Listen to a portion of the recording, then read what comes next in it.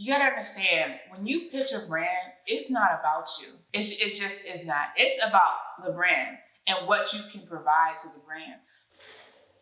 What is up, y'all? Onye here. And in today's video, I'm going to be sharing how to get paid brand deals in 2020. That's right, how to make more cash, more moolah, more dollars in 2020. So if you are an influencer, content creator, you're not making money for these brand collaborations, we've got to fix it. We have got to change that because it's not gonna fly. We're not taking that energy into the rest of 2020, okay? 2020 has already been trying. At least collect some coins for your troubles, right? So let's go ahead and hop right into this. So tip number one, and this one's gonna sound so straightforward and simple, but if you wanna secure more paid brand deals, don't work for free.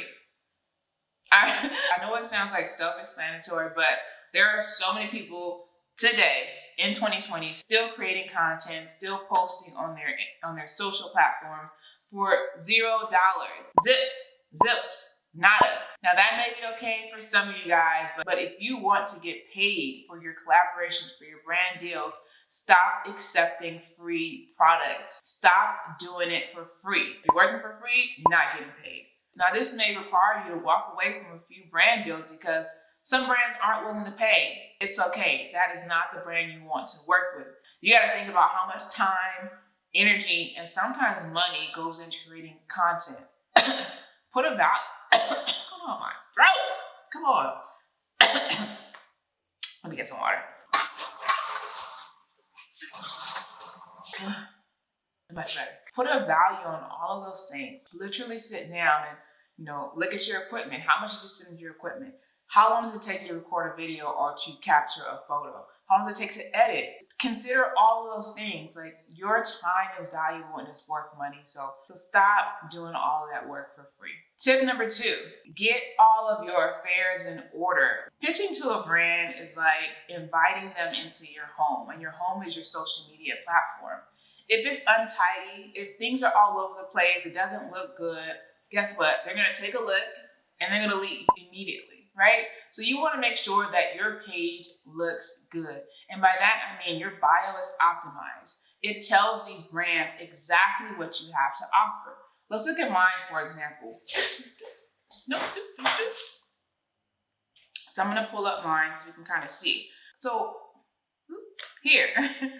So if you follow me on Instagram, then you know my page is all about content creation, social media, sharing all these tips and resources. If you're not following me, go ahead and do that. Anyway, so immediately from my profile picture, you see me holding a camera. That immediately tells brands what my page is about without them even have to come to visit my profile. You go down a little bit, my name, Onye, the content goat, further establishes what my page is about. Then we go to the bio. The content creator and social media strategist helping influencers level up their game and secure the bag. So as you can see, it is very clear what my page is about just from the bio. Another thing, make sure you have story highlights at the top of your page. You may not think this is important, but it really is. And be strategic in terms of the categories that you put up there. When I was managing social for Wet n Wild, we were looking for influencers to collaborate with, to do these brand deals with. It wasn't just about who has a nice looking page, who has millions of followers. A lot of times we were looking for a certain personality that meshed well with our brand's personality. And where would I look first?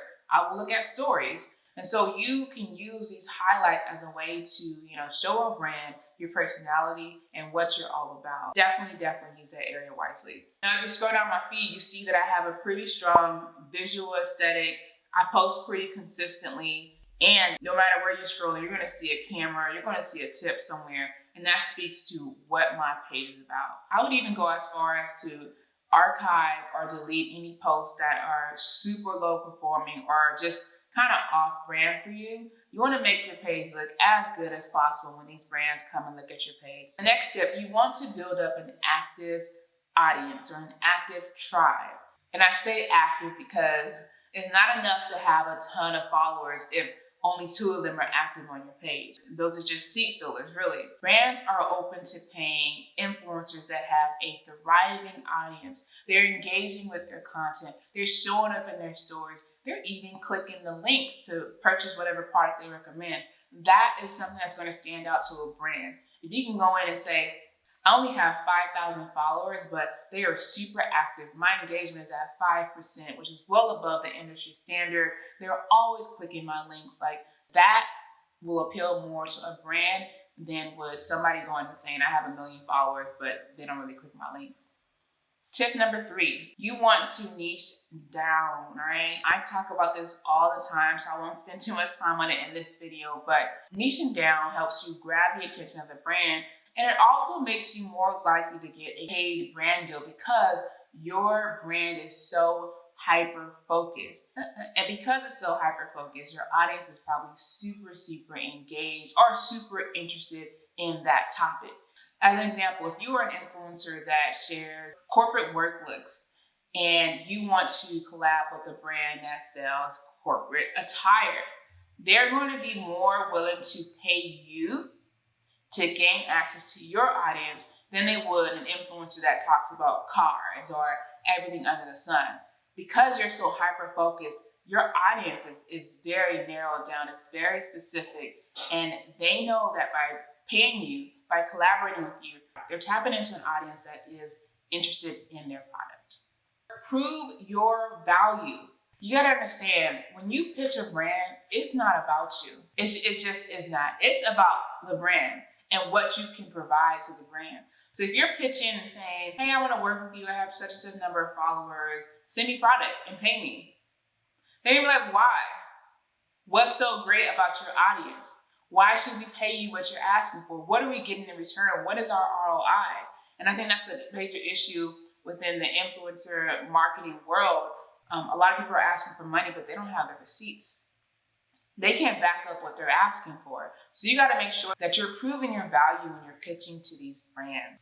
In short, drop them receipts. Drop them. So what counts as receipts? You can show your value by sharing your demographics, your click-through rate. So when you post something in your stories, are people swiping up? Are they clicking? Are they buying? All things you want to share with this brand. And don't just limit this to what's going on Instagram or what's going on YouTube. Look at your whole social atmosphere. Do you have an email list, a thriving email list that has a high open rate? Do you have a popping Pinterest? Do you have a blog that's getting a lot of traffic?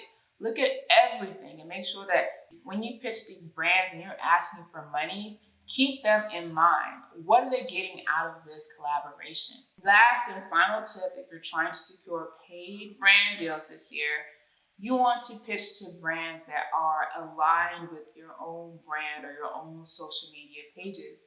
If you are an influencer or content creator that posts about food, you may not want to pitch to a car company or a camera company or, I don't know, a plant company. Yeah, you might get a brand collab here and there, but it would make more sense for you. What was the first example I said? Oh, food? I think it was food. It would make more sense that if you're a food influencer, you pitch to food brands. I don't know what they are, but fresh home delivery. Pitch to brands that make sense for you, because then it's easier to get that yes, and it's easier for brands to want to open up their wallet, because they'll say, yeah, this influencer's brand is all about food. We offer a monthly food service.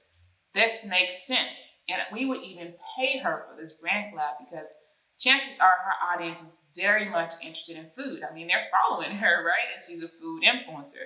So they are more willing to not only say yes to the collab, but also pay you what you want and probably pay you a good deal of money since you're so hyper-focused. So I would recommend after this video, go on a search for potential brands that you can pitch. Make sure that they are aligned with who you are as a brand. Make sure you have your receipts, right? Make sure you have that thriving audience as well. And I guarantee you, brands will start saying yes to paying you. All right, you guys go off and make that money. Until next time, toodaloo.